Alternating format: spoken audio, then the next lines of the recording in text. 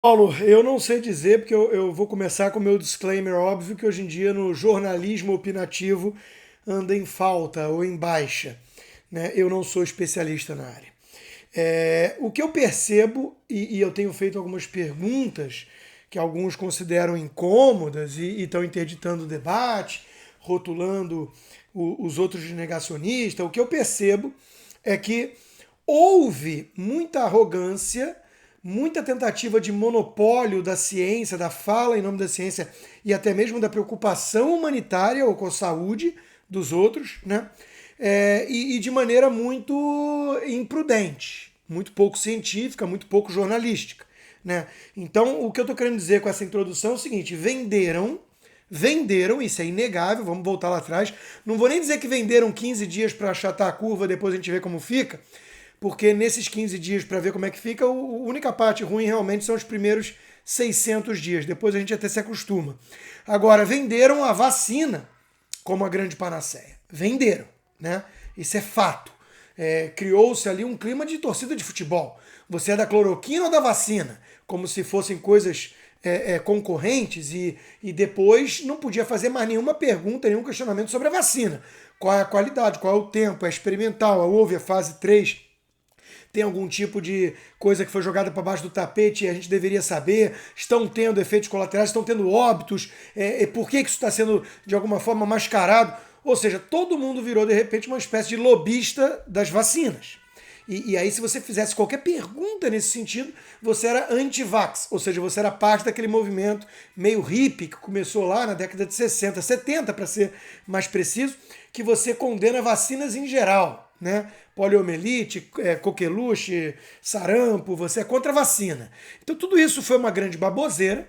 Eu aguentei o rojão, até porque eu publiquei que eu me vacinei, então acharam que havia algum contrassenso nisso, alguma incoerência ou hipocrisia, e não tem nada a ver. Falar de vacina obrigatória, por exemplo, passaporte, ou questionar se a vacina mesmo está surtindo esse efeito todo como foi propagandeado e tudo mais. Então o que a gente está vendo hoje, Paulo, é Portugal, que é o país que mais vacinou no mundo, 90% da população totalmente imunizada, 90%. Olha, isso nós estamos falando de imunização artificial. Imagina as pessoas que já tiveram o vírus e têm a imunização natural, que estudos apontam que é até melhor, mais forte. Né? Então, 90% vacinados e está tendo surto de casos. Então, a primeira coisa que eu chamo a atenção é o seguinte: nós temos que tomar cuidado para não focar em casos.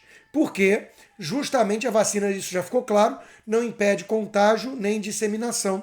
Então as pessoas podem ter o Covid-19 e isso não levar a agravamento, até porque mais de 90%, mais de 95% daqueles que contraem a doença, realmente, mesmo sem vacina, vacina ou com vacina, placebo ou não placebo, tratamento imediato, falso ou verdadeiro, não desenvolvem agravamento da doença, a ponto de ser internado e coisa assim. Então, eu não entendo a obsessão da mídia e das autoridades com o número de casos aumentando. Esse é o primeiro ponto. Tem que olhar internação e óbito. E mesmo assim a gente vê que em alguns lugares estão aumentando sim. Na Áustria, principalmente, teve um salto de morte. Nos Estados Unidos teve e já arrefeceu, né, e por aí vai. Aí a gente vai falar em lockdown de novo. Quer dizer, lockdown não resolveu antes por quê? Né? Então, de novo, lockdown 15 dias. Não, virou 30. Não, virou 600. Não, mas agora vem a vacina. Aí a gente vai voltar ao normal. O problema são os não vacinados. Mesmo assim, as pessoas já fazendo perguntas incômodas. Mas se você tomou a vacina e ela é eficaz, por que você está tão preocupado com quem não se vacinou? Aí vem uma narrativa que diz que a pandemia que restou agora é a pandemia dos não vacinados. Isso é fake news.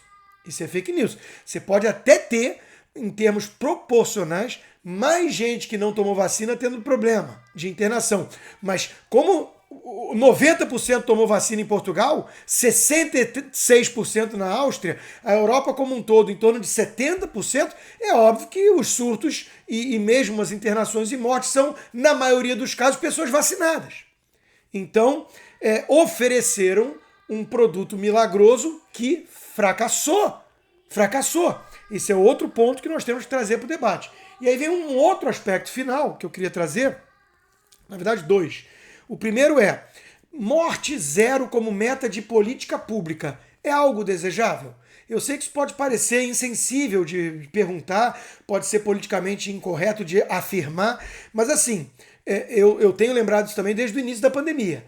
Morrem milhares e milhares de pessoas todo ano de gripe, de influenza, de H1N1. Tem vacina, tem campanha de vacinação no flu shot, todo flu season, né?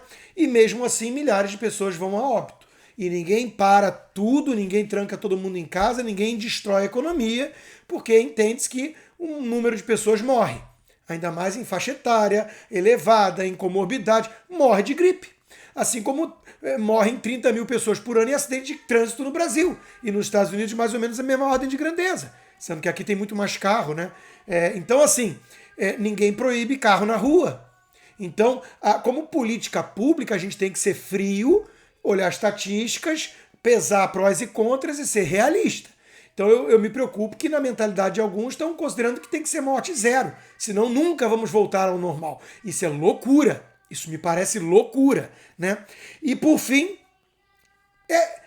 é a política que estão adotando, Paulo, só que está tendo reação. Está tendo reação, as pessoas estão cansadas. Por quê? E aí vem meu último ponto. Porque isso está cada vez mais parecendo controle social e não preocupação legítima humanitária ou então, na melhor das hipóteses, histeria coletiva. Por conta de mídia abutre e de rede social, que destilou pânico. Agora, veja, muitos governantes, prefeitos, governadores, estão mostrando hipocrisia. O carnaval pode tudo, aí eles não olham a sazonalidade do vírus, não olham a Europa, não olham que o inverno vai voltar no Brasil e europeus vão estar vindo para cá, não olham nada disso. Tem que liberar o carnaval agora. São os mesmos que chamavam o carnaval de contagiante, péssima escolha de palavra, lá em 2020. Foi o caso do Dória. Então, assim, o que isso mostra? Que as pessoas estão olhando essas autoridades, vendo arrogância, monopólio de virtudes, monopólio da fala em nome da ciência e prometendo coisas que não conseguiram entregar.